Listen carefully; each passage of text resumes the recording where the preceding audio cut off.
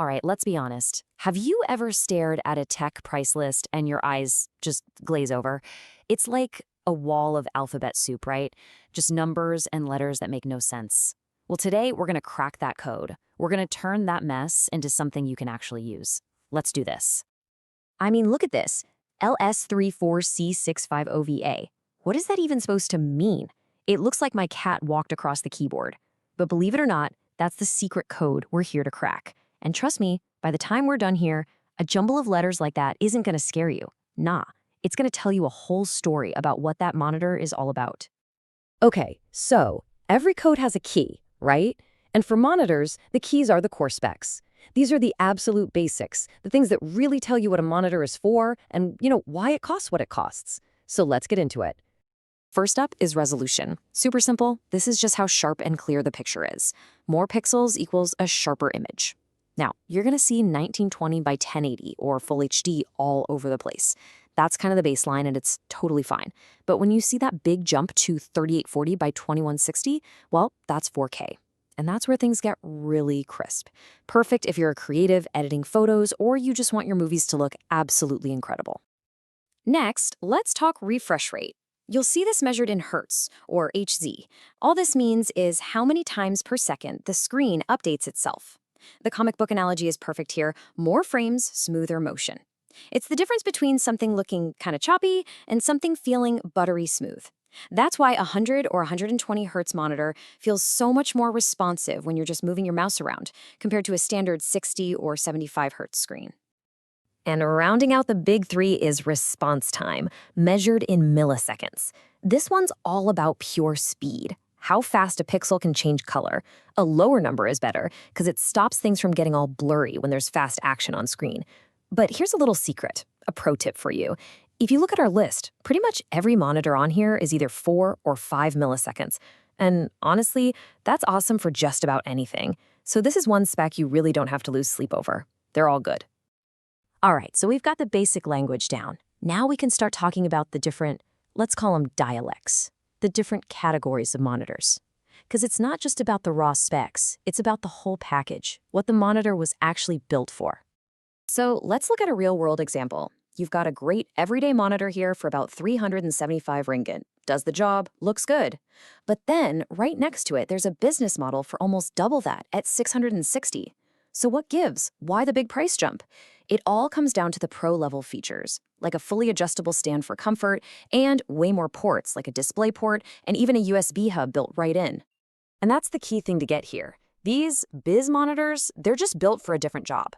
That extra money is buying you comfort and pure convenience. Being able to adjust the height, tilt, and swivel, that's a total game changer if you're sitting at your desk all day. And don't even get me started on the single USB-C cable. One plug for your laptop that handles video, data, and power? Yes, please. That's clean desk heaven. And this really hits the nail on the head. It's not about which monitor is better or worse. It's about finding the right tool for your job. So you got to ask yourself, am I just browsing and checking emails, or am I going to be parked in front of this thing for 8 hours a day juggling a bunch of different devices? Your answer to that question tells you exactly which category you should be looking in. Then you've got this other weird, cool category, the smart monitor. The easiest way to think about it is it's a monitor with a TV brain built right inside. It's not just a dumb screen waiting for your computer. It has its own apps, Netflix, YouTube, you name it, plus speakers. It's basically a monitor and a smart TV mashed into one. Kind of perfect for a small space like a dorm room or a kitchen where you just want one screen to do everything. Okay, now for the big one, the question everyone wants to know. We've got the specs, we've got the categories, so let's connect it all to the price tag. Why in the world does one monitor cost 3, 4, maybe even 7 times more than another one on the same list? Well, if you kind of step back and look at the whole list, you start to see these price tiers, these clear levels. You've got your entry-level, everyday stuff under 500 ringgit. Then you level up to the prosumer tier. This is where 4K and those fancy stands start showing up, anywhere from 600 to 1500. And then you've got the boss level, the specialty tier, anything over 2000, where you find all the crazy high-end features. So let's actually walk up that price ladder together. We start with a perfectly good monitor for 355 ringgit. Now, you decide you want that razor-sharp 4K picture. Boom, the price jumps to 1100. Okay, let's add that comfy adjustable stand and the super handy USB-C port. Now we're at 1200. But what if you want tons of screen space? You go ultra wide, and that's a big leap to 2200. And for the grand finale, the whole shebang, throw in a webcam and this thing called a KVM switch, and you've just landed at the very top of the list. Every single price jump is tied to a specific feature you're adding. Yeah, 2,500 ringgit. That's the top dog on our list. And I know, compared to that 355 ringgit monitor we started with, that sounds insane. But here's the thing. It's not a random number. Every single bit of that price is for a very specific, very premium feature. So what do you actually get for all that cash? You get the ultimate productivity beast. You get that giant ultra-wide screen, a super fast Thunderbolt port, a webcam, and this, the secret weapon for anyone who's a serious power user, a KVM switch. Now, this thing is a game changer.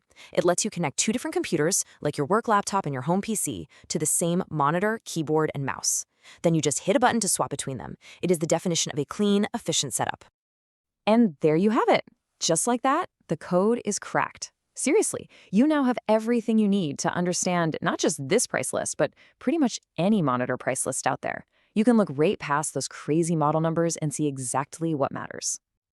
So let's boil it all down into a super simple cheat sheet. This is your personal decoder ring. Need that smooth motion? You're looking for 100 Hz or higher. Want the sharpest possible picture? Hunt down that 4K resolution. Love the idea of a simple one-cable life with your laptop? USB-C is what you want. And if you're a productivity master juggling two computers, KVM and ultrawide are your new best friends. So the next time you see a price list like this, you're not going to be intimidated. You're not going to be guessing. You're going to look at it and you'll be able to confidently pick out exactly what you need for the budget you have. You've officially got the skill to find your perfect monitor. So I'll leave you with this one question to chew on. Now that you know what all this stuff means, from a basic screen all the way up to that all-in-one productivity hub, what's the one feature that you now feel like you absolutely can't live without?